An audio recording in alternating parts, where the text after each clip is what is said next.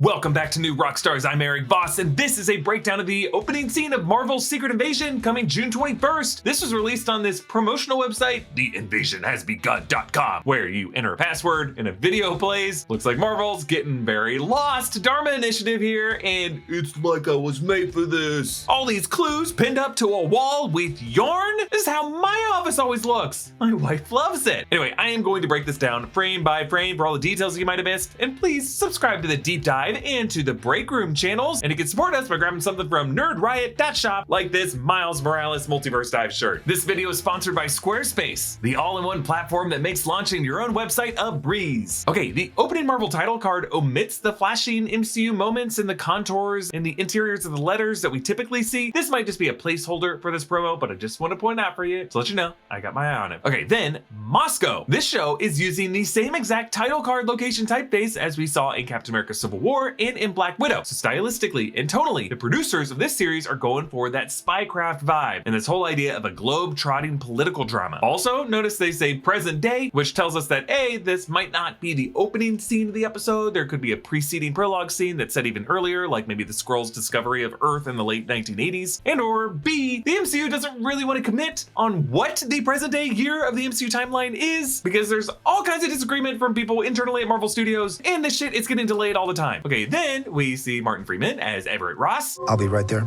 Don't move. Now, last time we saw Everett Ross was in Black Panther: Wakanda Forever, having run afoul of his ex-wife Val, Julie Louis-Dreyfus, the current CIA director of the MCU, because Ross committed espionage on behalf of the Wakandans. That put him in custody, and as he was transported, Okoye broke him free. So now he's technically a fugitive on the run, thus the discreet knit cap and the scarf ascot around his neck. Notice how Ross tosses his phone, showing how he is using burners and he just doesn't want to be tracked. He's a good spy. Then we hear this voice. Imagine a world where information can't be trusted. Not very hard, is it? This is Agent Prescott. The closed captioning spells it Prescott. Actor Richard Dormer, best known for playing Barrick Dondarrion, the Lightning Lord from Game of Thrones. That might be where you recognize this throaty, true believer croak. His words outline the deeper themes of the series. Trust no one. Or really, who can you trust? Now, I like how the editing makes it seem like this is just a general voiceover establishing the theme of all this, but the practical function of it in the scene is Prescott's opening pitch to Ross. He's using this rhetorical approach to convince Ross that the one thing a spy can normally rely on, his relationships, are compromised in this world filled with Skrull shapeshifters. Prescott also might be referring to the fraught relationship Ross has with his ex-wife Val, and Prescott doesn't know yet that one of these two, or maybe both of them, Ross and Val, could be Skrulls themselves. They're at the top of my Skrull suspicious list. Now, as Ross walks up to this building, you can see the windows on the second floor are papered over with newspaper to hide from surveillance and to pin on one's favorite conspiracy collage. We see that in the inside of this room, Prescott screens show satellite imagery and UKN 24 news. Now, this might be propaganda news coming from the Kremlin. Even that propaganda might tell Prescott some important information about where the next attack might be. Another wall shows headlines about a Colombian ex-rebel politician, a nationalist, seeing a rise in young voter support after a terrorist attack. Maybe this guy is a Skrull puppet politician who's benefiting from Skrull voters. But beneath that is a CIA classified document with a bearded assassin's file photo, Operation Treadstone, which might be a nod to the Black Ops codename from the Bourne Identity series. Also, 3 yellow post-its, Bogota Terror, connected to heist, who is the target? Beside those, on the printout to the left of it, Argentine group claimed to be responsible. So it sounds like there was a group of Argentinian terrorists who attacked Bogota, Colombia, and then a nationalist politician in Colombia used that attack to run on a security campaign to rise in the polls, also benefiting from a coalition including young voters. But all of this was a false flag orchestrated by the Skrull network to justify a retribution attack on another country. We see this global conspiracy on the next wall close-up reporting a crazed mass shooting in Munich, 26 dead, and then on the right, blue post-its, an embassy attack leaving 187 dead. Holy crap! And between them, photos of a plane exploding. And then in the shot of Prescott, beneath the Colombia headlines, Prescott has linked other events in the Philippines. So Prescott narrates where his thinking is here. 5 global terrorist strikes within the past year. Argentina taxed Colombia.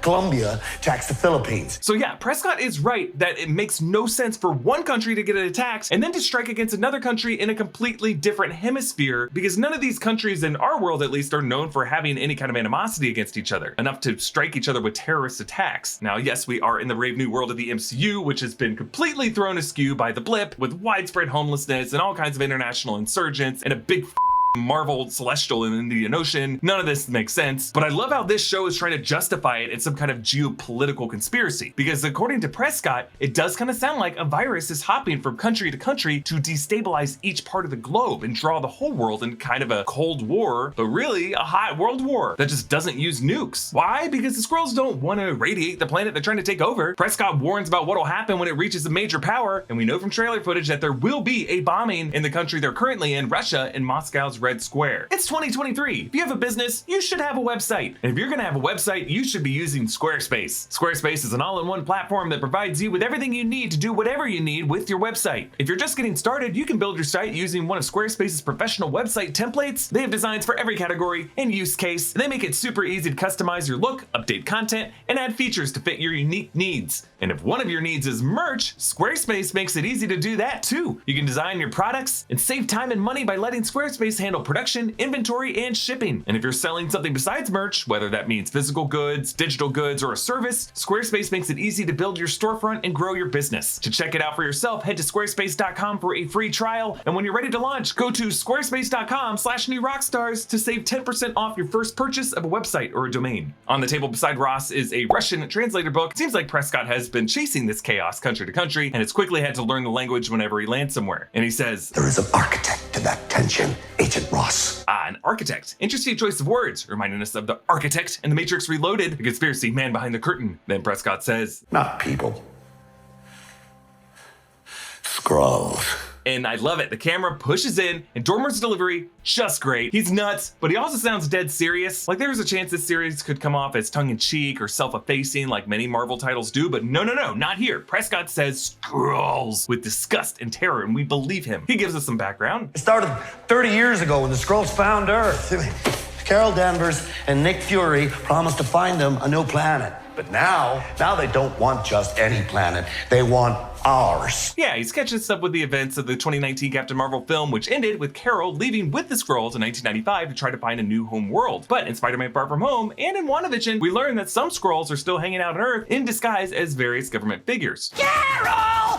Carol! Prescott asks, Then where is Fury? He's on Saber! Yes, Saber is the name of the space station where we see Nick Fury in the trailer for The Marvels, which is coming later this year. In the comics, the organization's called SWORD, and the space station's called the Peak, but in the MCU, SWORD is the security organization that we saw in WandaVision. It seems like Saber is an offshoot of SWORD. Maybe Saber stands for something like Security Agency, Border and Extraterrestrial Response. We'll find out. But again, Ross is acting so skeptical, and it just seems sus. Like he probably knows a lot more about the Skrulls than he's letting on, or is probably a Skrull himself. He's at the top of my list. I mean, the guy came out of nowhere in Civil War, and he is exactly the kind of government agent with ulterior motives who would make sense to be revealed as a Skrull. Prescott hands Ross a holo-display device that he claims will set the world on fire. And when Ross switches it on, you can barely see the face of a Skrull appearing at the bottom of a frame, but notice Martin Freeman's eyes. Ross stops looking down at the display. He looks up, out, unfazed, as if he's not surprised by this supposedly bombshell update. And now when we cut back to Ross, the photo from that device looks like the face of Kingsley Ben-Adir playing the Skrull Gravik. Now this might just be photo evidence of some Skrull shapeshifting into a human, oh my god! But both these agents know Skrulls exist, so why would that matter? No, I think Gravik's human form is someone important to society or someone in the orbit of another important person. Just a reminder of the hierarchy of power right now in the MCU. Dermot Mulroney is playing US President Ritson. Sounds like James Rhodes might actually be Secretary of State currently, and Thaddeus Ross in the MCU is gonna be Harrison Ford, who's gonna be president in Captain America Brave New World. So that might make him the current vice president. So this promo ends with trailer footage that we've mostly seen before, except this clip. Well, Mama always said I was special.